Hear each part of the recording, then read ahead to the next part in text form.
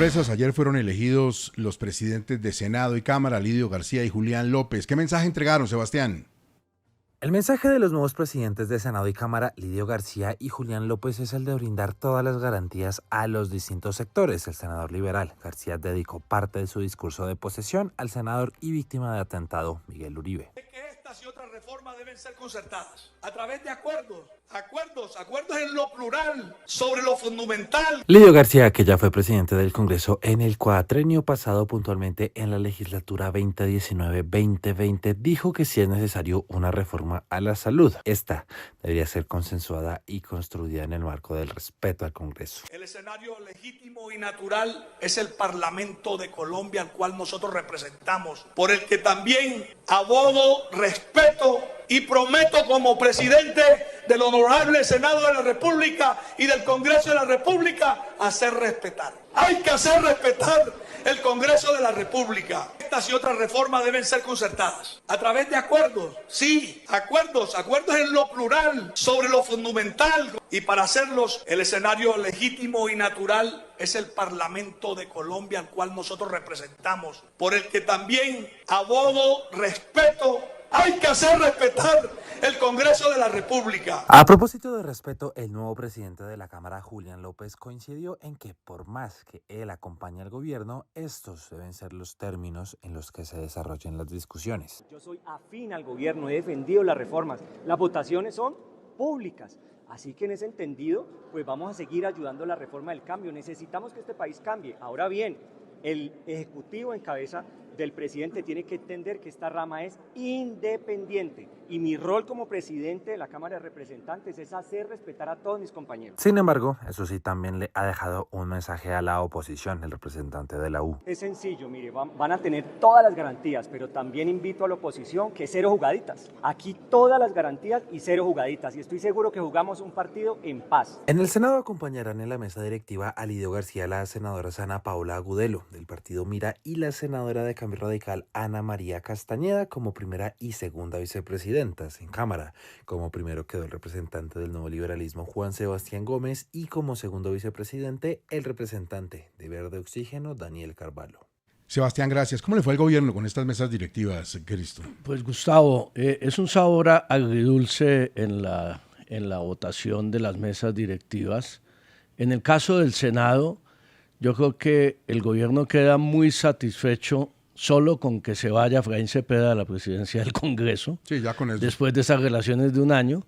Entra un senador liberal que no ha venido acompañando al gobierno, pero tampoco ha tenido, se ha matriculado en la lista de liberales radicales contra el gobierno, como lo han sido, por ejemplo, Miguel Ángel Pinto o Mauricio Gómez. Digamos que es un punto medio y ahí se abre un espacio de conversación y de concertación. Vamos a ver cómo avanzan.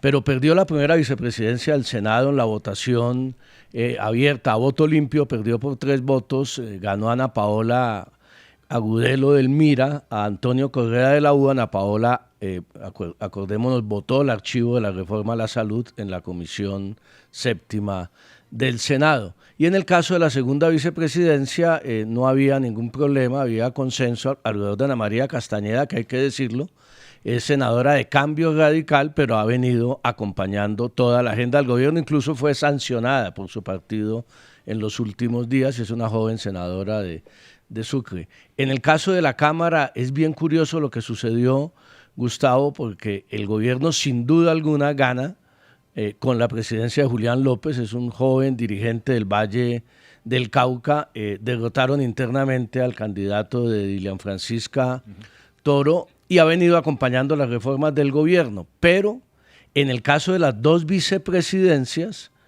ganaron representantes que han estado muy críticos y cuestionando mucho al gobierno, 2 representantes jóvenes, queda una mesa directiva incluso sin mujeres.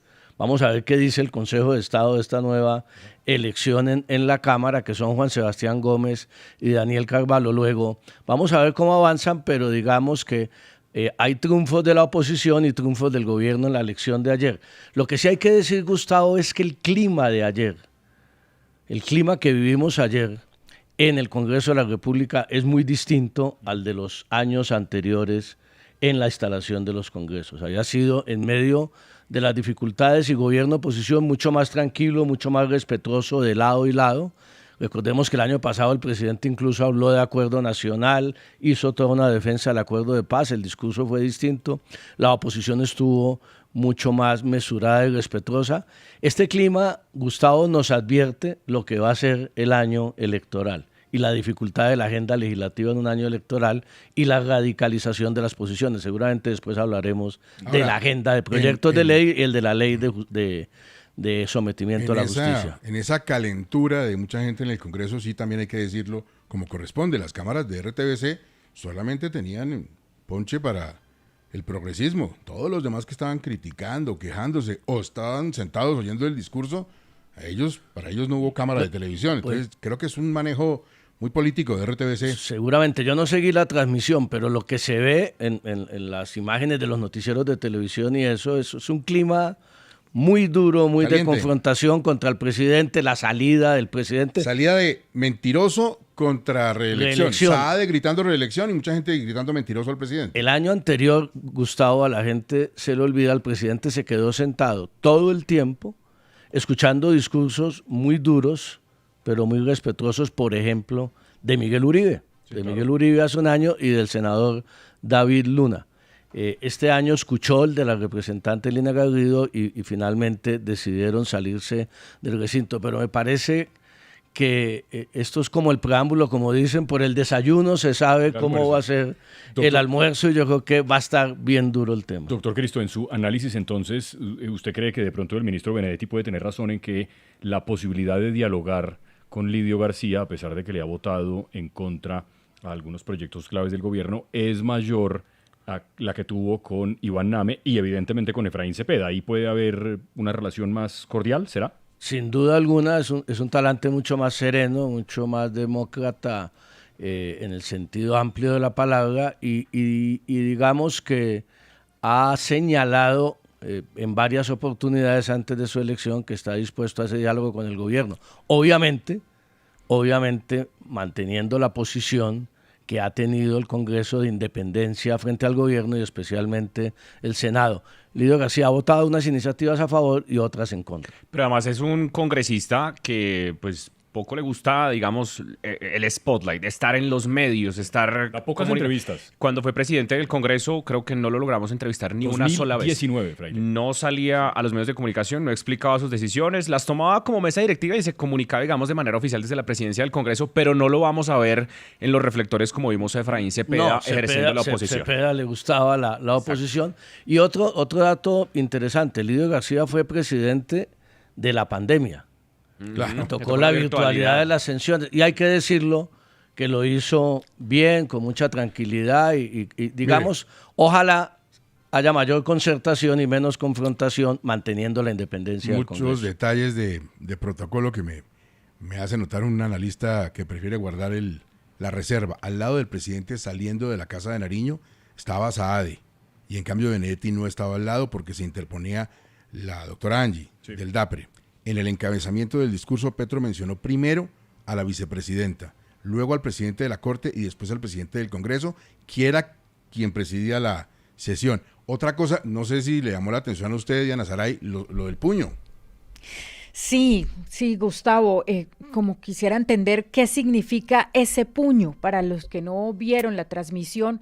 Cuando la representante por Arauca, Lina Garrido, empieza a hablar y a hacer su discurso de réplica, finalizando el presidente Gustavo Petro, Armando Benedetti y el jefe de gabinete Alfredo Saade empuñan su mano hacia arriba, un gesto como de lucha, como ese que de ir hacia adelante en una, no sé, la palabra es fuerte, pero como en una guerra, y acto seguido se paran del recinto, se van, mientras Alfredo Saade empieza a gritar reelección, reelección, reelección. Yo sí quisiera saber ese gesto del puño arriba, ¿qué significa? Oiga, Diana, y es que los colegas del Colombiano este fin de semana traen un extenso artículo sobre cómo son las horas en la Casa de Nariño desde que ha llegado el pastor Saade. Pues el primer día pidió renuncia, mandó sacar todo lo que tenía Benedetti en la oficina y mucha gente pensó, pero ¿cómo así? El ministro Benedetti, pues a pesar de tener su oficina en el Ministerio del Interior, estaba muy cerca del presidente. Saade lo sacó de la oficina, lo sacó de Palacio, pidió la renuncia a más de 30 funcionarios y muchos sorprendidos porque la primera cosa que les pidió fue crear una red social que se llame P, y donde el que mande sea el presidente Petro, como en su momento hizo Trump con su red social Truth. Dice que el pastor Saade grita mucho, que es una persona irascible, que amenaza constantemente con despedir a los funcionarios del DAPRE y que eso tiene muy molesta a la doctora Angie. De hecho, el periodista del Colombiano le pregunta, usted ha gritado, yo soy el que manda, esos gritos se han escuchado hasta el pasillo, teme que lo graben. Madure y deje el chisme, vuélvase un periodista serio, fórmese para que algún día sea edificador de multitudes y no un arrodillado en un medio de comunicación, fue la respuesta del pastor Saade, que no negó nada de lo otro, sí pidió la renuncia, sí sacó a Benedetti, sí quiere una red social del presidente Petro. 7:31, Alejandro, pero finalmente, ¿van a pasar o no las reformas en esta legislatura? Gustavo, la política en Colombia, como una partida de póker, se está jugando sus restos en los próximos 10 meses. Al gobierno no le va a quedar nada fácil manejar al Congreso, menos aprobar estas reformas de gran calado. No tiene el oxígeno político, no tiene el oxígeno económico, está pues, rodeado de escándalos que además brotan cada semana, tiene el sol a sus espaldas, se enfrenta además a un Congreso que tiene la cabeza en las próximas elecciones y que además trae varias heridas de su relación con el gobierno de las legislaturas pasadas. En este contexto que está bien complejo, hay que sumarle que las principales reformas que quiere presentar o que va a presentar el gobierno son bastante impopulares.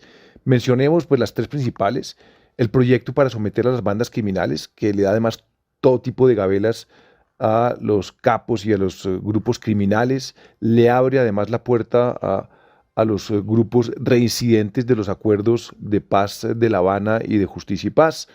Ahí están pues todas las disidencias, clanes del Golfo, todo tipo de bandas y de organizaciones que no tienen ningún tipo de dimensión política.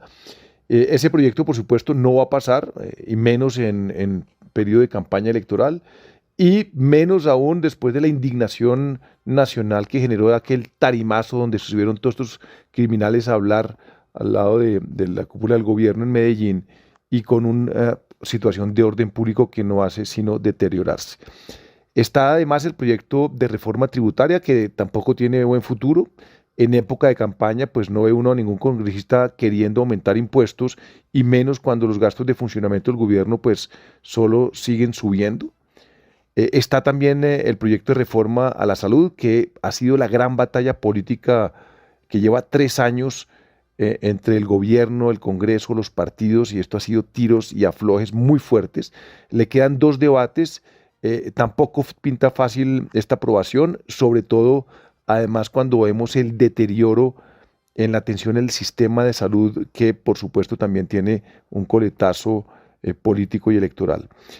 Hay otros proyectos, varios importantes, como la ley de presupuesto, la ley de competencias, temas agrarios, que tienen sus propios desafíos que no hay tiempo para seguir profundizándolos. Pero algunos dirían, bueno, pero ahí está la mermelada y con esa mermelada se pueden pasar estas reformas.